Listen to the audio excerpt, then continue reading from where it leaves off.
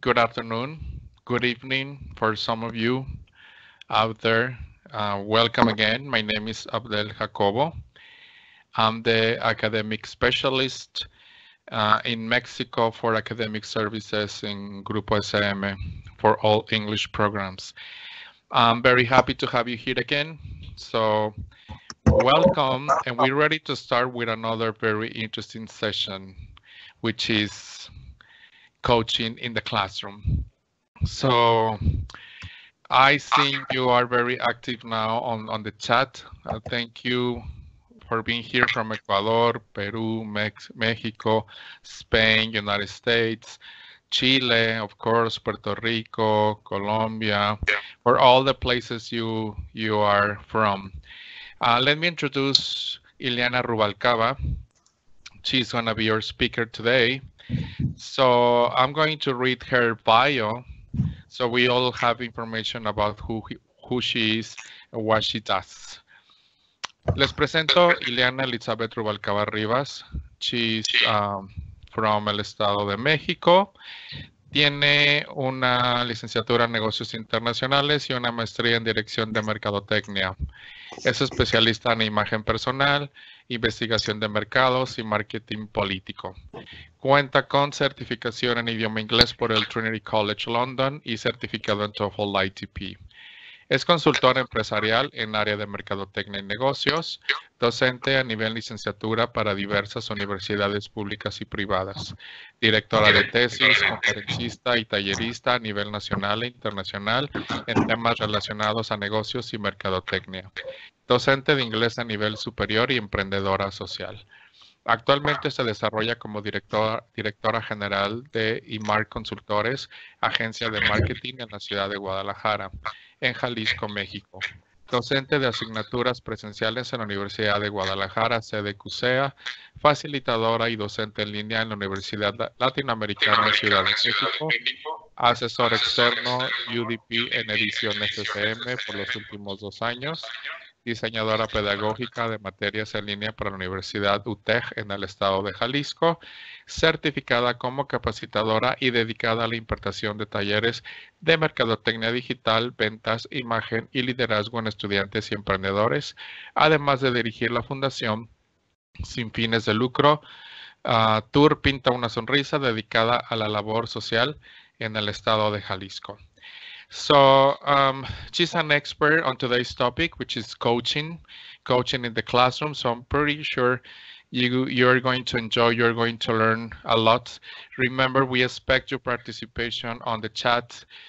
Feel free to write your comments, type your ideas, suggestions, questions you might have. So thank you, Ileana, for being here again. And well, we hear from you. Thank you. Thank you so much, Abdel. Hi, everyone. It's a pleasure to be here again. And today I want to talk about a little bit of coaching in the classroom. So very welcome to all of you teachers from all over the world. And let's start today, okay? I'm going to share my presentation that it's here.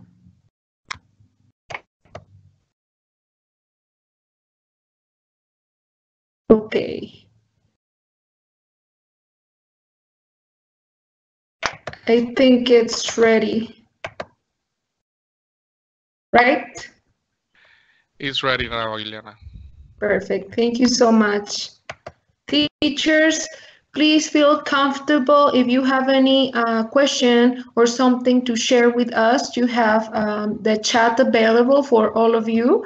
So feel free to do it, okay? Because this workshop, it's focused on you and to develop different abilities now, talking about coaching in the classroom. So if you have something, please just write here, okay? I'll be here to read your comments anytime.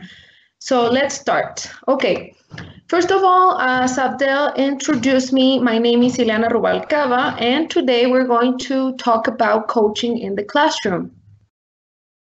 Okay. The objective of the workshop is to identify the teacher's competencies to be a coach in the classroom in order to achieve a high performance profile in their students. and we have 7 different units or topics that we're going to talk about. The first one is coaching or the coaching meaning, the key elements of coaching, coaching implementation pillars, coaching in the classroom, the question, am I a coach? Coaching techniques to train students of excellence, and redefining my teaching strategy. Okay, so we're going to be here for the next hour and a half, and I want to start talking about the coaching meaning. Okay, first of all, teachers, I have to say that the coaching term started by using this term by the different companies, okay, in the business area, because we talk about, or they focus the coaching meaning, talking about the different ways to improve the different abilities that their employees have. For example, companies were focused on developing in their employees the leadership ability, or the leadership skill, or the speaking ability. So they start using the word coaching to help them to develop the different abilities to improve their activities inside the companies. Okay, but we have different type of coaching meanings, even if you want to refer to the business term, or the school term, or coaching in daily lives, or the personal life. So we can receive different types of coaching. So I have here 3 different meanings, and it says, the first one, coaching help people change in the way they wish, and helping them to go in the direction they want to go. Okay, coaching supports a person at every level in becoming who they want to be, and builds awareness, empowers choice, and leads to change. We can say that coaching, it's a group of strategies that help increasing the personal and the professional success. Coaching helps people to focus on reaching their goals, and develops in every person the capacity of learn to learn. Okay, so in my own words, I can say that the coaching process will help you to improve your personal skills in a pretty creative way, because people, it's very motivated, and that person or the people will be capable to solve the different conflicts and problems in a better way. Okay, so coaching will help you to encourage, to self-control, to control your emotions, and to feel comfortable in developing activities inside and outside your company, inside or outside a classroom, or in your personal lives. Okay, so I don't know if you have any question, but if you have, please feel comfortable to ask here in the chat. Okay. Everyone is saying hi. Okay, I'm going to continue. Okay, so I have here 5 authors' definitions. Okay, authors from all over the world talking about the word coaching. Coaching, just like the generic term, okay? Not talking about coaching in the classroom or in a scholar way, okay? So the first definition that I have here, it's from Villalonga, from, I think this is a Spanish guy, I can't remember, but we're going to talk about Villalonga. He says that coaching, it's unfolding potentialities and develop professional capacities on people. Okay, and the other hand, we have Rosinski. He says that coaching helps people to reach important goals in life. Okay, significant goals for people. Then we have the definition of Hall and Duval. They say that coaching is the ability to perfect our best skills through eliminating aspects that sabotage the excellence. Okay, so it means we have to clean our abilities or skills using the most important ones or the better abilities that we have to perfect them and avoiding the sabotage situations that we could experience by the time we are developing or using that ability that we have, okay? Another definition that we have is from the International Coach Federation that says that coaching is creative and stimulating process that helps to maximize the personal and the professional potential of each person. Okay, and finally, I want to set on Bo because he says that it's a systematic process of learning oriented to change. Okay, so it means we all have different abilities, we all have different skills, and we have to use that skills and improve them to do it better. Okay, so at this point I want to ask you something, but before that I want to ask you something about the leadership. For example, I always ask my students if is a leader born or made? Okay, so most of my students say that a leader born.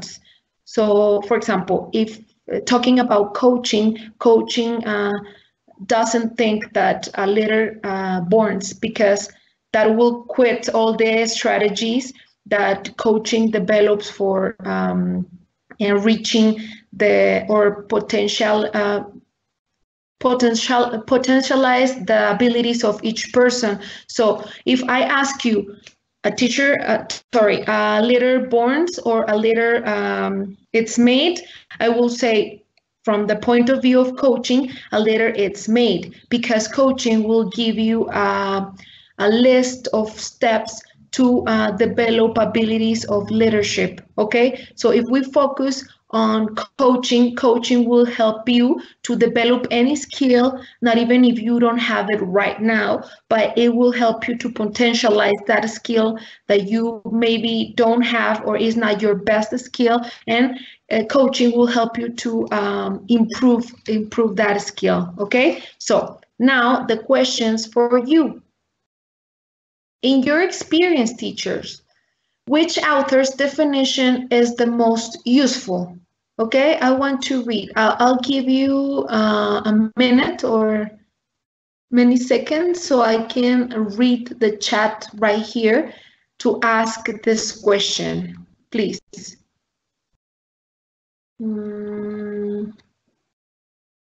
So we can say that teachers nowadays are coaches too. Not all of us have the abilities to of being a coach, but we can develop and we can improve and study and develop different abilities to be a coach. Not all of us are nowadays, but we can be one coach in the future. Obviously, we have to train first, right? Tania, this is Tania Poveda. Ricardo, I think a leader is born, but they have to learn how to be a good leader. Yes, at the very beginning, Ricardo, I thought the same thing, that the leaders born, but by the time I was teaching and by the time I was doing courses and everything, I realized that as a leader, you can develop different abilities, different skills to be one. And be a good leader is pretty difficult because you have to have a lot of different abilities to talk, to stay with people, to be close, to respect others' points of view, and a lot of abilities. But the point right here with this workshop to develop different abilities to be a good coach. Okay, hi there. Can we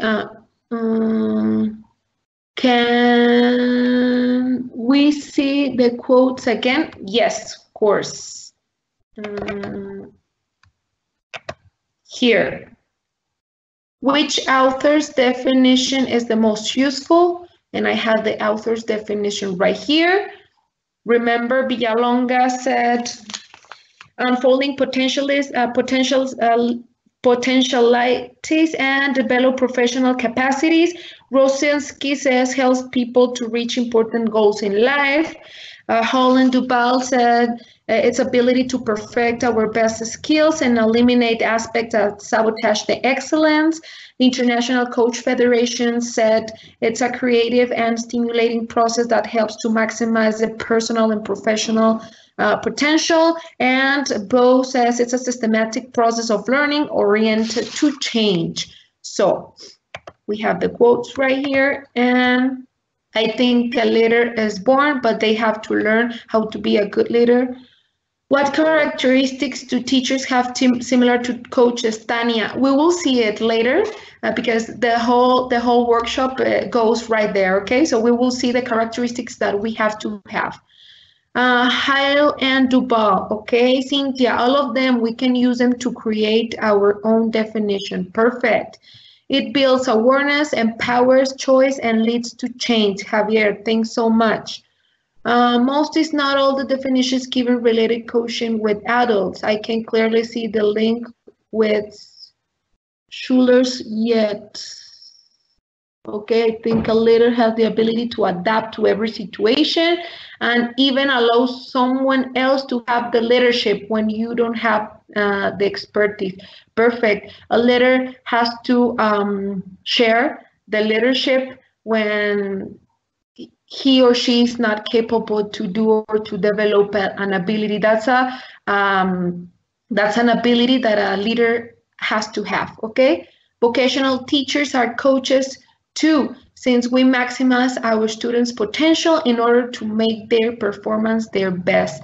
Perfect. Villalonga here says, social for me, Rosinski is the one. Okay, Villalonga, Rosinski. Okay, perfect. And Holland Duval, because they talk about refine and perfect skills. Perfect. Thank you so much for all your comments, teachers.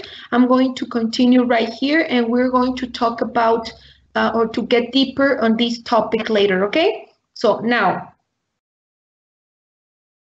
we're going to talk about the key elements of coaching, okay? So coaching features or coaching characteristics. Okay, first of all, coaching facilitates resources and specific work tools, okay? So coaching will give you tools to develop our activities better and to improve the skills that we already have, okay? The second point or the second coaching feature is coaching. It's a systematic process of learning. Coaching, it's focused on the actual needs and the actual situation. Why we focus on the actual situation? It's simple. It's because maybe a year ago I didn't have the ability of speaking in public. But after a coaching or after taking different type of classes, I develop that ability and I improve in 1 year. So maybe 1 year ago I didn't have it, but now I do. So that's why one of the key elements of the coaching is centered in the actual situation of the person or of the group that you're going to work with. Okay, the next one, coaching has a change-oriented approach. And finally, coaching seeks to improve the performance in areas where people sue. That areas could be personal areas, academic areas, or professional areas. As I told you a few minutes ago, the coaching could be applied for different areas. It started with the business area, but now we can use coaching in every situation of our daily lives, okay? So now, if you have any questions, please let me know, okay? Here says,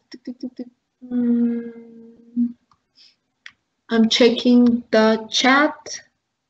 Okay, no questions yet. let's continue. Okay, the educational aspects that could be addressed from the coaching methodology. Okay, we have here different aspects addressed from the coaching. Here says the first one, accompaniment coaching to achieve the personal and social development of students. Here I want to say something. It's when the teacher stays near to the student to guide him, okay? So the accompaniment coaching, it's when the teacher stays near to a student to help them to improve their different skills or the different skills that the student have, okay? The second one, improve interpersonal relationships and internal communications at school. It means, for example, develop abilities of respect others or how to communicate well our students' feelings or my feelings, and to share different points of view. You know, when you are in the same area, for example, talking about a company, you have to improve your relationships with your other co-workers, okay? In a classroom, it's the same thing. And at school, you have to communicate well what you need, what you want, how you feel, okay? The third one is to define the culture, mission, vision, and values of the school. For example, we have here in Mexico different types of schools that develop in their students the leadership area or the leadership skills. There's another schools that develops the sports abilities in your students, no? So the school motivate through the vision or the mission, the whole culture of the school, developing in their students an area that they want to enrich, okay? The next one, another aspect is to promote leadership and emotional management to teaching teams. That means this is not only for students, but also for teachers, because the teachers at the end, we are the guidance. We are the guides of our students, okay? So we have to promote leadership and the self-emotional management in the teacher teams, okay? The next point is to resolve conflicts, like school dropouts and coexistence in the classroom. That means, okay, for example, we all have different type of student profiles. In my case, I have the talkative student, the quiet student, the participatory student, but we have to deal with the whole different profiles that our students have, okay? So if they are pretty talkative, we have to have the ability to help them to focus on the activity. If they are pretty shy, we have to motivate them to participate and do all stuff, okay? So we have, or the educational aspect will be to resolve that type of conflicts in our school or in our classroom and help them to coexist. The next one, it's to improve the relationship and involvement of families.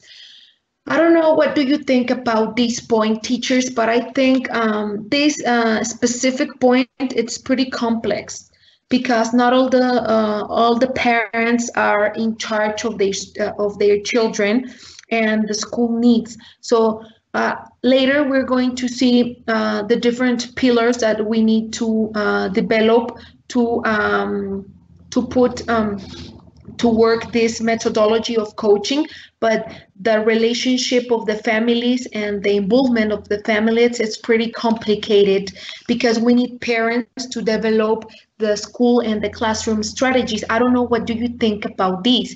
Have you ever had these type of problems dealing with parents or involving parents with their children's activities? You know, nowadays the jobs and the daily lives, it's very the daily lives are very consuming to people. So parents most of the time don't have the opportunity to be close to their children. Okay. So I want to read, what do you think about this? Here says Danny, make verbal and non-verbal messages congruent with each other. Okay. Good afternoon. How coaching can help the class to achieve the goals of the classroom. We will see it later, okay? Because we're going to see strategies and we're going to see how can we achieve different type of goals in our classroom. Anónimo, ¿puedes regresar la anterior diapositiva, por favor? Sure. Let me go right there. Which one? This one? The key elements of coaching? Right there. Okay. How is coaching related to social emotional learning? A lot, because we will see it later too, but the social emotional learning, it's when your students know how they feel and being conscious about others' feelings. So when you coach your students, they have to be in charge of their own feelings and empathy, to develop the empathy so they can share and they can be in the same environment with other people. So coaching is related to self, of course, yes. Hello, my name is Abram from the Dominican Republic. I just want to make a comment. I understand that coaching is a way of motivating people to achieve their goal. Right. Thank you so much. What's the best way of coaching? We don't have best ways to coach. We have just different type of strategies to develop or to improve the skills or to improve the abilities in our students or in our own abilities, okay? How can I motivate my students with special abilities? We will see, Leah, that type of questions at the end of the class. So if we cannot set on this right now, maybe you can answer this question by the time I'm moving through the presentation, okay? Parents need to be more involved with their children's development, right? Maffer, it's important to have parents help, but in most of the cases, it doesn't happen and it's very difficult. That's what I was talking about, involving parents with their children's education. It's pretty complicated, and they give us, or they, yes, they give the whole work to the teacher. I have heard parents saying like, my son or my daughter is not learning. It's because, or it's the teacher's fault. And I'm like, right, but you have to do your part at home. Okay, it's not just the teacher's fault. You have to help us to coach your son in your house, do homework, do the activities, develop the different activities with them. Okay, let me read. Involving parents, it's hard because of the hectic lives we live, and every generation is different. Last year, I had a hard time involving parents because they see me as a young and experienced person. That happened to me a lot at the very beginning. Who are you, Claudia? I don't know how old are you, but yes, it's kind of complicated because you don't have the respect of the parents because they see you pretty young. This year is way different. Parents are involved and they have been throughout the school year. However, involving parents is a challenge that changes from school year to school year. Building a good reputation with parents and connecting with students is key. Connect with students, of course.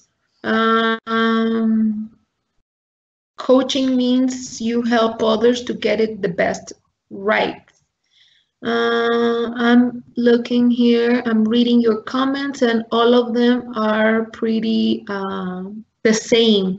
I think parent support is very important to achieve whatever goal we have as teachers, and unfortunately, nowadays, not all parents are able to help. Right, so that doubles our work in the classroom, right? Okay, teachers, thank you so much for your participation. I'm going to continue. So, coaching helps students to develop crucial skills, such as what? I have here 5 examples, but I want you to focus or I want you to set on more skills that our students can develop, okay? So now, for example, we can we can develop the skill of learn to learn. Learn to learn, it's the ability of being capable to continue learning more and more effectively and autonomously according to their own objectives and needs. Okay, so the first skill is learn to learn. Which other skill can our students develop? The self-knowledge. That means being awareness of who I am, okay? What do I like? How do I feel, okay? The next one is the skill called self-confidence. When we talk about self-confidence, we can say that it's the intimate conviction that one is capable of successfully complete a task or a certain task or mission, choosing the best alternative, okay? We can develop or increase the level of comprehension of every situation. And finally, we can develop personal and social skills by coaching our students, okay? What type of personal and social skills? For example, to respect others, or I can remember, I think Claudia was the one that told me about the social emotional learning, okay? This is the part that we can develop in our students. The empathy part. The empathy is to understand others' feelings, or we can develop the cooperation skill or ability, and that means to be able to reach a common goal with a partner, or to develop the communication or verbal communication. That means the ability to express yourself clearly so other people can understand you. So coaching will help our students to develop many different type of skills, such as these ones, okay? So now, this is a question for you teachers. In your experience, what other skills can I develop in my students using the coaching methodology? I want to read you right here, okay? What other skills can I develop in my students using the coaching methodology? And why coaching is a methodology? That's a question that I want to develop first. Coaching, it's a methodology because it gives you a series of steps to improve on a specific skill. For example, coaching to improve the speaking in public, okay? So the methodology of coaching will give you a series of steps so you can start improving your speaking ability or your speaking in public skill, okay? So I want to read you. Let me go right there. Okay.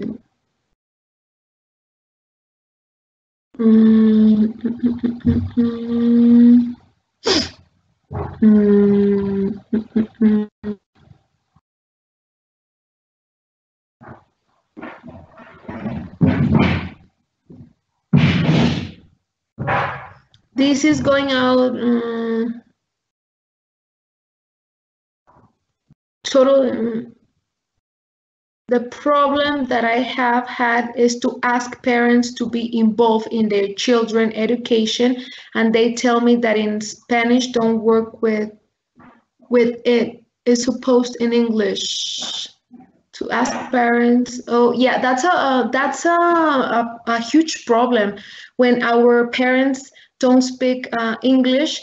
That affects, for example, the way they do the activities or the homework with their sons or daughters, because they don't have the ability to help them to do stuff. So for them, it's kind of complicated. So they just don't do anything. So in that case, how can we help parents to how can we motivate parents to help us as a teachers to improve our skills or our students' skills? I'm going to move to the next question. I give you this question to, I'll give you this question to think personally, okay? Not to share with us. I want to focus now in the question that I already made, that what other skills can I develop in my students using the coaching methodology? Let me see. Creativity and critical thinking. Thanks, Sarah. How can coaches enhance learning?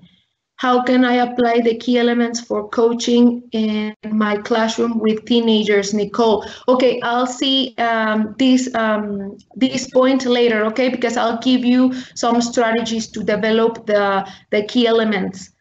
Okay, Nefti, social skills, abilities to understand, care about the others, respect the environment.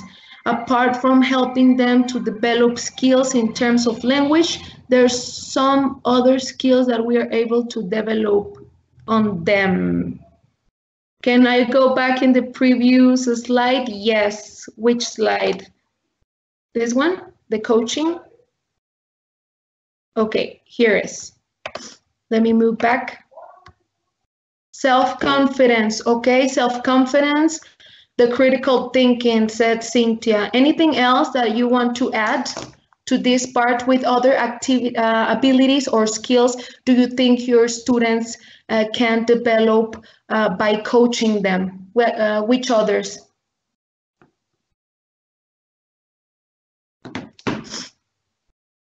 Critical thinking, okay? Self-esteem regulation, leadership, okay? Taking decision, group management, emotion regulation. We will see this later. Discourse management. I think another skill will be the great expectations we'll have to create in our students.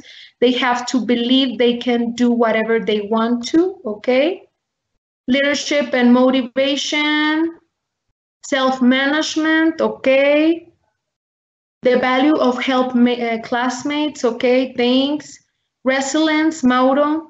Gabriela, critical thinking, self-confidence, empowerment, okay, values, cooperation, tolerance, creativity, solving problems, okay. Perfect. Showing empathy. This is pretty important, says Daniel. Okay. Innovation and technology skills and critical thinking, problem solving, confidence, a lot of critical thinking, self-evaluation, respect, values, innovation. Okay. Here, I'll stop right here to continue, okay? Now, I want to talk about the coaching implementation pillars. Okay, I said a few minutes ago, I was talking about the 3 different pillars that we need to mix so we can develop the coaching plan with our students, okay? Or to apply the coaching methodology. So we have to focus on the 3 different pillars.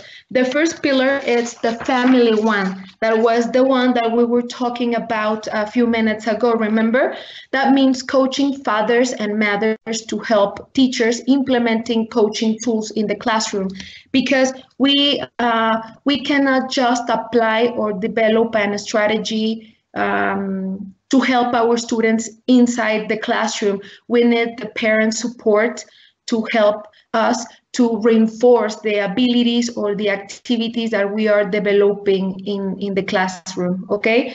Then we need, in the classroom with the teachers, we need the teachers, okay? So coaching teachers to develop communication skills, conflict resolution, to have emotional domain and leadership, because they are the true guides of the coaching strategy, okay? So we need the family, we need the teachers, and obviously we need the students. Students, by the time they coach themselves, and they can be capable of being coaches of other students, okay? So have the self ability to develop the different strategies, applying it to their daily lives. Okay, Nunez, that it's the author of this theory, the coaching implementation pillars, she says that we have to focus on students over than 12 years old because they are now conscious of themselves. They are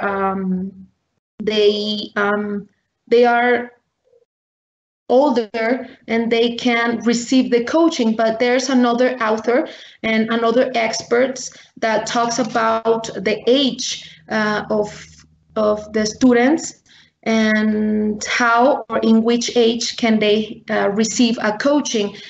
Some experts says that kids between 5 and 6 years old can be receiving coaching because at that age they are conscious of themselves and who they are, so they can start receiving the coaching methodology to improve their skills at very young ages. But Nunez says that it's better to coach students over 12 years old. Okay, I don't know, what do you think about this? Because sometimes, for example, when you work with toddlers in the kindergarten, it's kind of difficult because they are like sponges. They receive the information and they just act and develop the activity, receiving the motivation or receiving the training from or the coaching from the teacher, but they are not conscious at that age. They just do or they just act because someone is helping the toddler to do the activity. But when they are older, between 5-6 years old, it's what the author says, that they are more conscious about who they are and they can start receiving the coaching. Okay, so here I have to add that to develop or to implement this methodology or the methodology of coaching, we have to mix the three pillars: the family, the classroom or the teachers, and the students to improve the coaching or to develop the methodology in a better way. Okay, so we need all of them to develop this. Let me see the chat. We have to remember that a motivated teacher can have motivated students. Yes, that's what my colleague Anna said in the workshop of keeping the magic alive. Remember that workshop was on Monday. She said that we have to be motivated every day. And what happens with people or with teachers that have been teaching for the past 20 or 30 years? Where can they find the motivation to be in front of the class, right? Whenever well received coaching develops analytical and logical thinking. Let me see. I think that we can start with children and parents and reinforce with teenagers. Small children learn how to be responsible from the beginning of their school life, right? And the teacher is the key right there. Okay, I'm going to continue right here. Okay, so let's say just as a conclusion that it's a process focused on people. So coaching, it's a process focused on people. Okay. Okay, I'm going to talk about the stages of the process. Coaching in the classroom, we have 6 different stages, okay? First of all, we have the first stage that talks about the analysis of group and performance, the level of the class. That means coaching helps to know how each of the students work and to know the group characteristics, okay? So the types of leadership that I have inside my classroom, the styles of learning that my students have, the behavioral patterns, and the different norms and values in the group, okay? So the first thing that I have to do, or the first stage of the process of coaching, is analysis, the level, or analysis the group, okay? The second stage of the process is to plan jointly goals and achievements. That means plan and are oriented our efforts through set different type of goals and to put different achievements according to the level of our group, okay? So we have to set on the level of the group, because to set a plan or to develop a plan to reach a goal, we have to set on what abilities do my group has. For example, using the first stage, that it's by the analysis of the group and the performance of the level of the class. So then I can plan the goals or the next achievements that I'm going to develop with my students, okay? The third stage is to motivate. It's to generate a suitable climate and an excellent two-way communication. A two-way communication, it's between teacher and student, okay? So I need to make my students feel comfortable and feel self-confidence to achieve a collective and an individual goal, okay? So I'm the responsible of motivate them. Then the first stage, or the fourth stage, is to coach and observe the situation. It's practice with the students, the actions planned together in order to incorporate skills, attitudes, and knowledge needed in a more effective way, okay? Then the next stage is to give feedback. It consists in communicating to the students how is he doing the activity, or how is he receiving or doing the learning process, in order to get clear and constructive guidelines for continuous improvement. So don't forget to give feedback. This is the key factor of coaching, okay? Give feedback. And the last stage is to rethink new goals and actions. It's to select the most successful solution and create a new future alternative for my students or for my whole group, in a group way or in an individual way, okay? So I want to ask yourself, if you want to share with us in the chat, please feel free to do it. And tell me, what is the objective that I have in common with my students? Do I know the qualities of my students? How do I communicate with them when they don't do something right? And what challenges do I put on my students? I'm talking about in the class, okay? So what is the objective in common that I have with them? The qualities, do I know the qualities? And how can I communicate? Or how can I communicate with them when they are not doing the right things? And the challenges that I put on my students. I want to read, please. Let me see your comments, please. I have to say that this methodology is extraordinary, but it's kind of difficult to apply with kids because they have the potential like everyone, but they always say that they don't understand, or maybe because they don't like the language. So how can we help them to develop their skills if they are not interested? Motivation. Okay, the anonymous. The answer is motivation. We were talking about in past workshops that we have to motivate our students, giving them different type of materials. So if they don't like the topic, they will be interested because you are helping them, you are motivating them to do the activity, to develop the lesson. Okay, so remember that we said that this process, or the process of coaching, works better in students after 12 years old, but we can start the coaching process with students between 5 or 6 years old. Okay. Sometimes teachers don't have the parent support. Okay, this is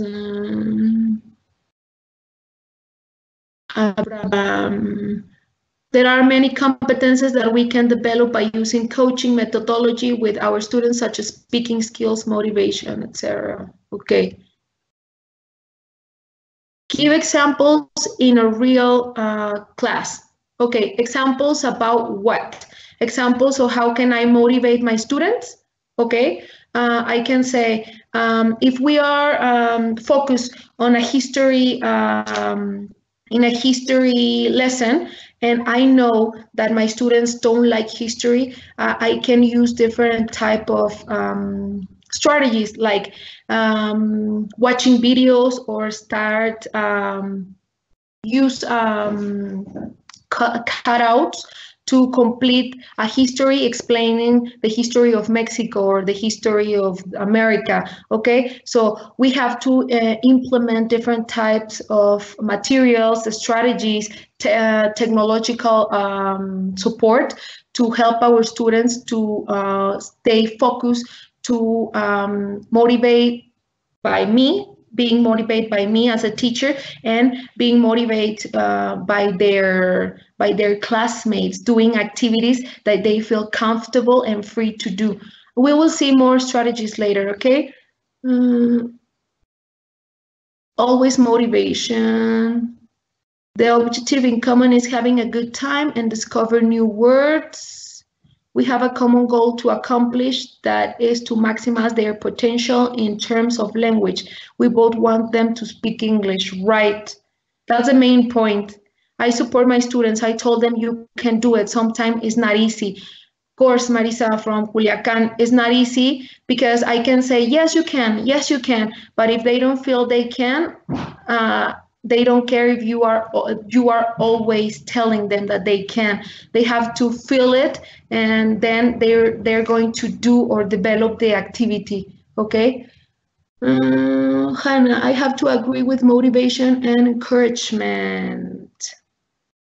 We are both constantly learning, not always. Okay, we are both constantly learning.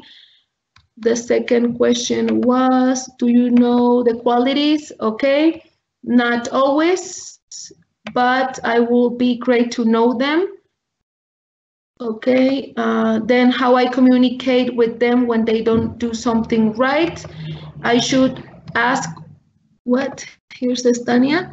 I should ask what they understood and then explain them in a way they understand. Okay, and the last question, what challenges do I put on my students to produce or speak in English in a Spanish society? That it's a big challenge, true, because most of that schools that are in that, most of that students that are involved in Spanish society, they just practice the language inside the school, because it's pretty difficult to have English-speaking parents. So in a Spanish society, it's a double effort or a big challenge that we have to afford, okay?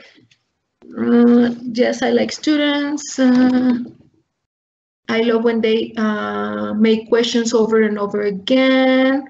I try to encourage my students with motivation. Okay, the objective in common is to learn each other new things in a positive and respectful environment. It is important as the teacher to know the learning style of your students, of course. From there, we can start their learning to be successful. Okay, thank you so much for your participation. I have a lot of comments right here, but I have to continue, okay? So,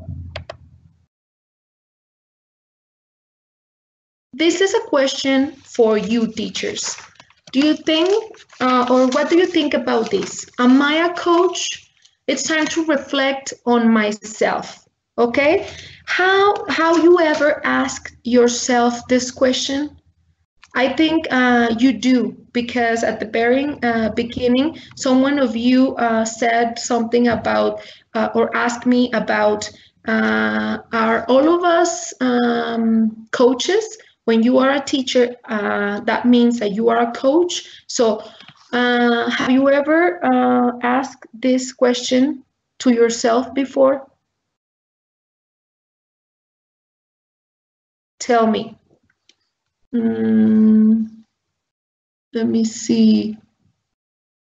Okay, I don't have answers yet, because I'm going to talk about the attributes of a teacher coach, and we're going to develop a small activity to define if I'm or I have attributes of a coach. So, attributes of the teacher coach. Okay, I enlist here 6 different attributes that a teacher have to have. Okay, the first attribute, it's listen and understand. Why this listening part and understanding, it's an attribute of a coach? It's pretty easy, because this is one of the most important attributes that a coach have to have. To develop in our students the motivation and the confidence, because we are the guides of our students. So we have to be open listeners and understand their feelings, understand their points of view, and understand the environment in which they are involved every day in our classroom. Okay, so the first attribute that a teacher has to have as a coach is be a listener and understand. Let me see if you answer something right here. It's a motivational chain in school. Let me see. I'm trying to be one, says Sarah. Trini, yes, this is the best tutorial. Not now, but I will be. Yes, I have asked me. Coach is a very big step, said Sarah. Thanks so much. No, Susana, yes, I am. Nefti, I think that vocational teachers are coaches somehow, okay? I am a vocational teacher who teaches from the heart, okay? I don't consider myself an instructor, but a guide, a helper, a problem solver, a leader who maximizes their performance. That's a coach, Nefti. That's a coach. Thank you so much for your comments. I support, says Susana, I support my students when they don't know something right. I go back to that item in a specific for a while, and I made support on it, like a conversation, giving my student feedback. Feedback, it's an important part of the coaching, remember? I'm teacher in the 3 years class, and with my children, it's really easy motivate them and motivate me. They are pure love indeed, right? I know. 3 years old? Those are toddlers. Pure love. That's true. Anonymous. Yes, I do, because qualities are very important to prepare activities for their lesson plans. Okay. To learn with... Oh, right. Yes, we are, even without knowing it, Faye. Okay, thank you so much. Yes, you know something, sometimes we develop abilities or skills just in an automatic way, and we don't know that we are something, but we have that attitude or we have that ability without knowing it. So maybe a lot of you can be a coach and you don't even know, okay? So yes, it's totally true. I think yes, and all the responsibilities that it implies. Perfect. Thank you so much. Marisela says, no, honestly, in these days of online stay, I have learned many things and be aware of the terms like this one. Okay, motivational. Okay, I'm going to continue, okay? So we can set on the different attributes. Okay, we have to have the attribute of availability. That means that the students can get help from the teacher when the situation demands it. So we have to be available for them in any situation they have, okay? Or whenever they need us. Another attribute is to work in present problems. Okay, work on the present problems, well-defined and within objective, sufficiently attractive and realistic in order to motivate our students. Okay, so work in present problems. As I told you, we have to set on the actual needs and actual situations of our group. Okay, focusing on the lesson of today or in the unit, or maybe talking about a specific topic, and if they have any type of problem, you have to work with the present problem, not the problem of last week or the problem that they will have in 2 weeks talking about a specific topic. We have to work in the present problems. Okay, the next attribute is to be competent. It's know the environment, know your students, and know their specific situations. Okay, we have to preach with the example. Have a good mood and attitude. That means a coach is a leader, and he must have skills, knowledge, and set with the example. As I told you, as a teachers, we have to motivate us at the very beginning, and then being capable of motivate our class or our students. Okay, we always have to preach with the example. Remember that. Okay, so be a listener, have availability, work in the present problems, being competent, have a good mood and attitude, and use or develop the process methodology to allow our students, or to allow us to achieve the different goals that we have. Okay, so we have to use a specific methodology to reach our objectives, to reach our goals. Okay, so those are the 6 attributes that a teacher have to have if he wants to be a coach, or if he wants to develop abilities or skills of coaching. Okay, so I have a small activity right here for you. This will help to test each other to see if we have abilities of a coach. Okay, so please, I'll put here, or I wrote for you here, 9 affirmations. Okay, and we have a scale between 1 to 5. So I want you to please, or I want you to evaluate from 1 to 5, where 1 is the lowest and 5 is the highest, the level of agreement with your actions in the classroom. Okay, so please read the affirmation and quickly write in which level do you think you are. Remember, 1 or number 1 is the lowest, and number 5 is the highest. Okay, after that we're going to add all the points and have the final score. Okay, so the first affirmation is, I ask my students if I can help them improve their work. How many times do I do this in my classroom, from scale 1 to scale 5? Okay, I offer significant recognition to my students. Number 3, it is appropriate to tell a student that he is doing this wrong. Number 5, I focus on the behavior and not in the person. I promote self-evaluation in my students. Number 6, I give descriptive feedback to students. Number 7, I convince my students of the benefits of doing things well. Number 8, I show, explain, demonstrate, collaborate, and monitor the activities of my students.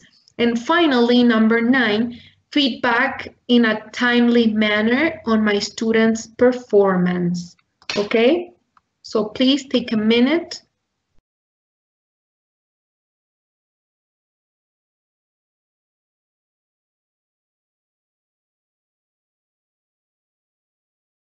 I'm reading the chat.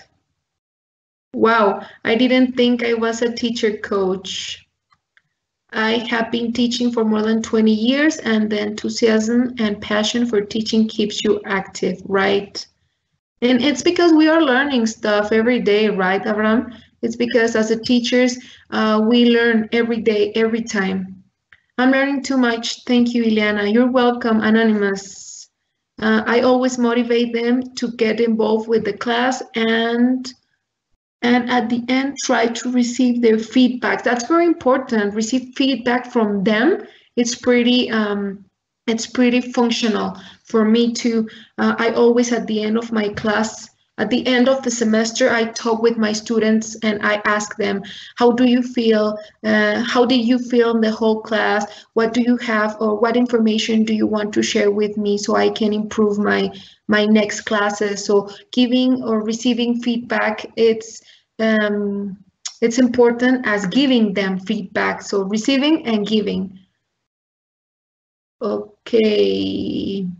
It's good if we have like a strong student, the one that it's always cheerful to choose them as a especially of a leader to motivate them, the other students. Kayla, this is a good question because remember that we were talking about leadership is not as good it's not good doing or choosing the same student all the time to be the leader because you can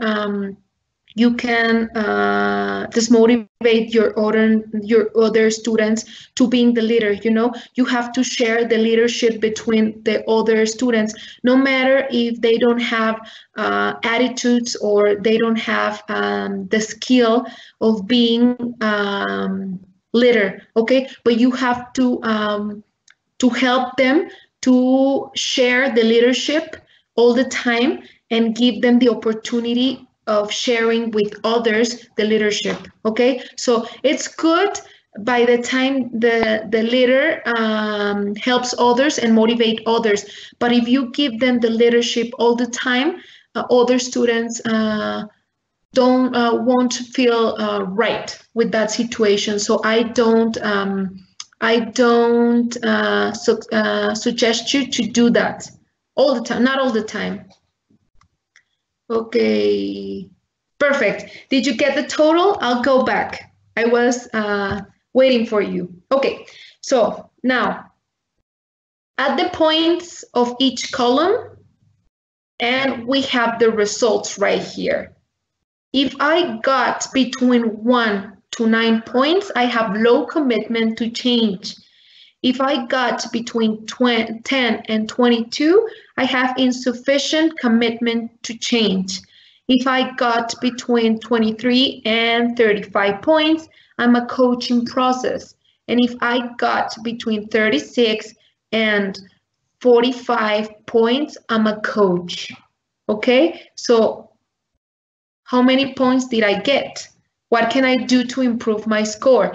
I want you to share these questions in the chat, and I will say, if I got 1 to 9, the teacher doesn't engage in activities, doesn't feedback, and doesn't set goals. If I got between 10 and 22, the teacher fluctuates between trying to help students develop the activity or give them recognition, is not involved in our systematic development. Between 23 and 35, the teacher engages and demonstrate, explain, and follow up on learning. And in addition, the goals are clearly established. And the last one, that it's the coach, it's the leader of the group, helps students create expectatives, set clear goals, encourages self-assessment, feedback in a timely manner, recognizes the students' achievements, and increases self-efficacy. So, what type of coach are you? In which scale are you? Okay, are you a coaching process? Are you a coach? Do you have insufficient commitment, or do you have a low commitment? So, how many points did I get? And tell me, how can I improve, or how can you improve your score, teachers? 35 here, 39, coaching process, 35, coaching process. Can you repeat the scores, please? Course. Okay, if you got between 1 and 9, let me see here. I'll show you. You have low commitment to change. That means you don't engage with the activities, don't give feedback, and don't set goals. If I got between 10 and 22, I have insufficient commitment. That means that you fluctuate between trying to help, develop the activity, give recognition, involve with others, with your students, and giving a systematic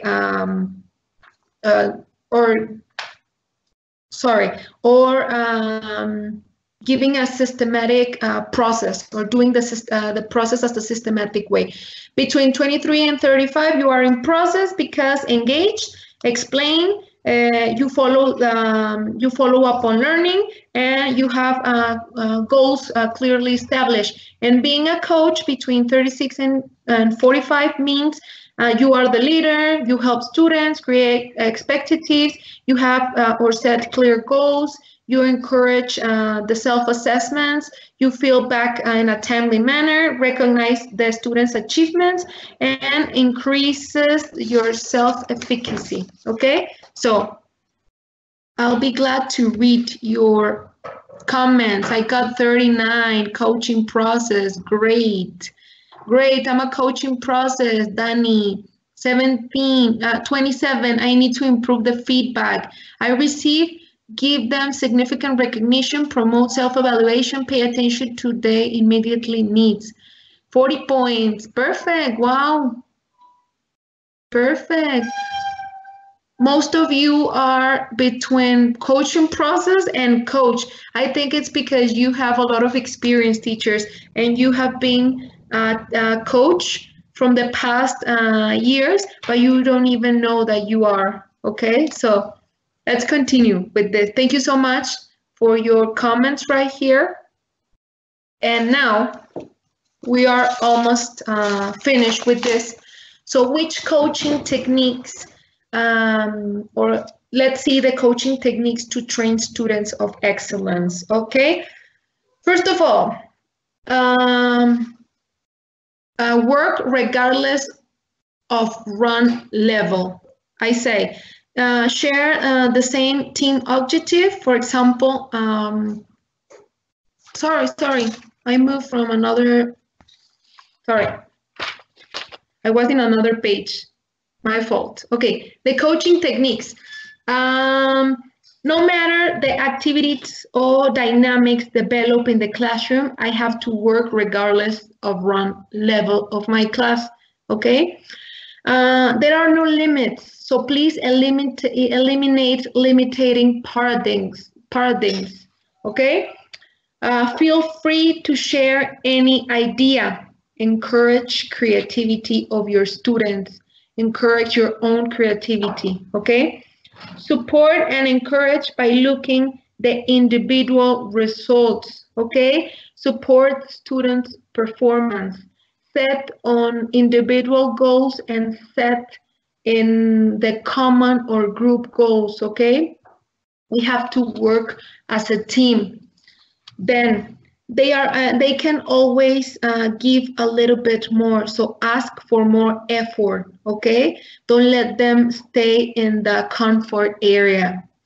And finally, recognize and congratulate your students. You have to recognize the student leadership. You have to practice the recognition of their abilities, of their goals, okay? Because that will maintain your students motivated every day, okay? So please try to develop these different techniques with them. So work regardless of run level, eliminate limiting paradigms, encourage the creativity, support them, the performance, ask for more effort, and recognize them. Okay, and as I said, one of the main characteristics of coaching is working as a team. We have to develop the ability of working in teams, but what aspects characterize a team in the classroom? Because I always I will always tell you that working in teams will help to your students to develop the cooperative learning, will help you to develop another type of abilities. So if you implement different type of strategies in your classroom, try to use the teamwork or the team job inside your classroom, so they can get accustomed to work in teams. They will be accustomed to share different points of view, to share opinions. So it's important to work in building teams, okay? So Napier, this author, proposed 5 elements to build a team. Let me check here. I'm in the chat. Okay, no questions yet. Okay, how can I build a team? Okay, we have here 5 elements to build a team. First of all, we have to share a mission, okay? Share the same team objective. For example, when we run a race or when we run a team race. So, sorry. So sorry. Okay, for example, when you encourage your students to share as the same vision, it's, for example, when I create a run and I say that you explain your students that you're going to create groups of 5 and that you're going to run the race in spaces of 100 meters, okay? So they are all a group, they are all a team, so they have to share the same vision and mission. In this case, the mission or the objective is to win. So they have to work and make a big effort on doing their part well, because they share the same objective. In this case is winning the race. So the first point or the first element to build a team is to have a shared vision, okay? The second point or the second element is have a collective responsibility. That means being conscious of my actions, because what I do affects the whole team. We all have the same responsibility, okay? The third element is to share leadership. That means every member of the team has a voice and vote. And that's the main point that I was telling, I don't know who was it, but a teacher that wrote in the chat that said that if it's okay to always set on the student that it's the leader. No, I don't really suggest you that, because you have to share the leadership, okay? And in order to help others to develop leadership abilities, okay? Then interdependent work. It means what I do, it's a part of a whole activity. I cannot do my part alone. We always have problems trying to work in teams because students they are not confident in others, okay? So if they don't have confidence on the other person, they say like, teacher, can I do the activity by myself? So you have to develop on them the ability of working teams, to develop interdependent work, and to tell them that what they do, it's a part of a whole thing, that every step he or she makes contributes to a whole teamwork, okay? And the final element is the moral commitment.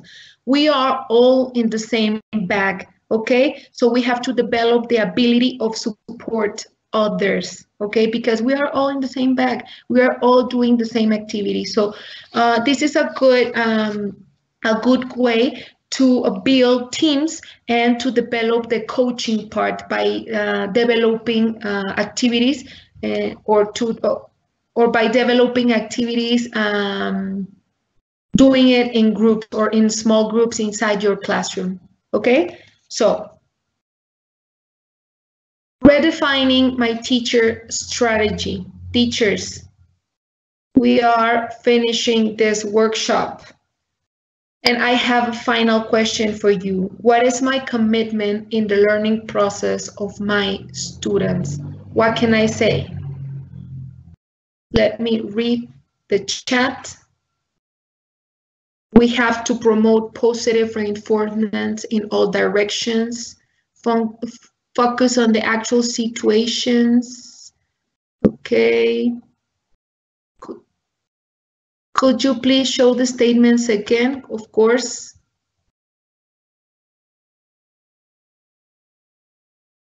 Here. What happens if teachers don't motivate little ones? What happens? You will have a chaos inside because specifically with the little ones, they get lost every 2 minutes. So if you don't motivate them, they will be spread in the whole classroom doing anything without learning. Okay, how can I help to my children in preschool? Motivate them. By the time you implement different type of songs, music, activities, colorful activities, of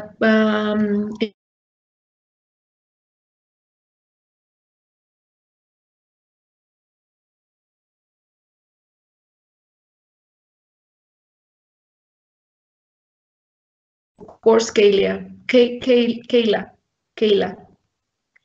How can we build a team in this situation, in this pandemic? Because we may have students that they don't have resources, so it's not about motivation or participation. That's a good question, Anonymous. For example, I teach and all my classes have been online for the past 3 or 4 weeks. So we use different type of platforms to develop activities in groups or in teams. I cannot work individually with my students in this situation with the pandemic because I have 40 or 50 students per class. So just imagine. So I use different platforms to work online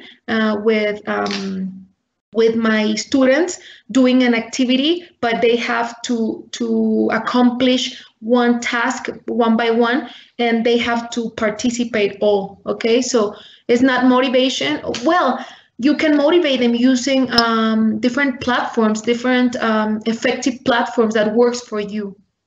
My commitment is develop critical thinking in my students. Okay.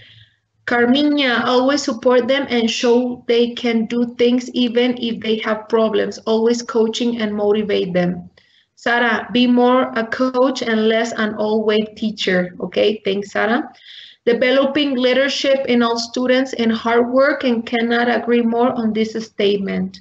Guiding and inspiring, always being able to give feedback. I think I have a moral commitment and I try to share leadership in the independent work. I also try to help my students be responsible. That's a pretty good value, responsibility. Can you repeat what moral commitment is? Yes. Here we are. The moral commitment, it's when you make them feel that they are in the same bag, okay, and they are in the same, they have the same role, they are in the same situation, and what I do affects the other ones. So I have to have the ability or develop the ability of support others, and being conscious of what I do affects or helps or enriches others' feelings or others' activities or other actions in one teamwork, okay? And my commitment is to improve my skills and be an example to them, okay?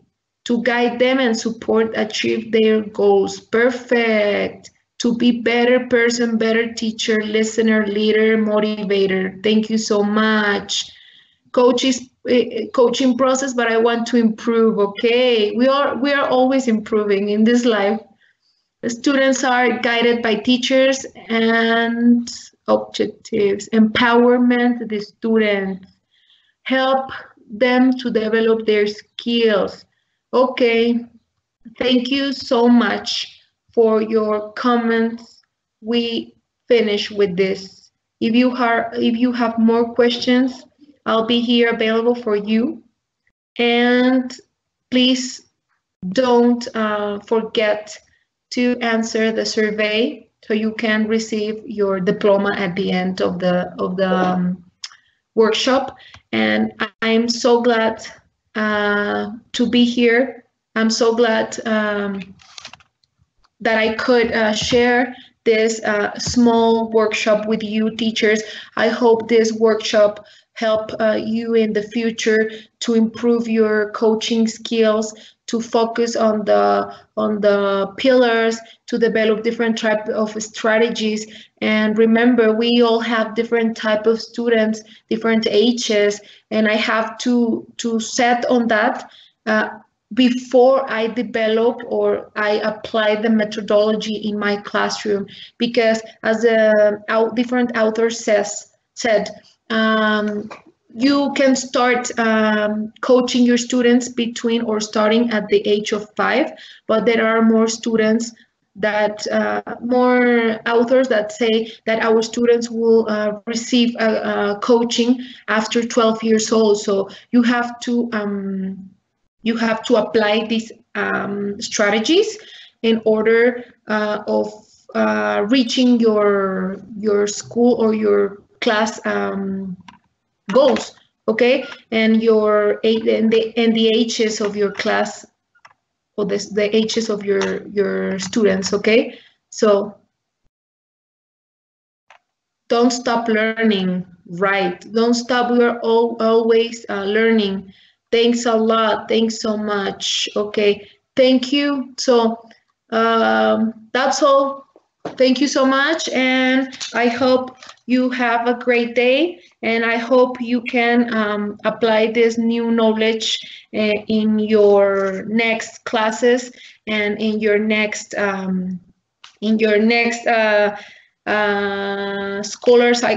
scholar year, okay? Because now we are at home with this pandemic. So thank you so much, Abdel. No, thank you, Ileana. Thank you for your support, for sharing, and to help us to continue developing professional development for all teachers now that we are at home. And talking about professional development, on the screen you can see our calendar for next sessions, for the next workshops. We won't have any workshop tomorrow on Friday, but starting Monday, we're going to talk about professional development for teachers at the same time. And please talk to your colleagues, spread the word, recommend us, because we do it with a lot of love, and we believe in education is going to help us through these difficult times. So one more time, thank you for being here from all over the world. Thank you, Ileana. Thank you for watching us. We will see you next week, and please be safe, and don't forget to continue strong, right? Thank you, and have a nice day, afternoon, or evening. Bye-bye. Bye.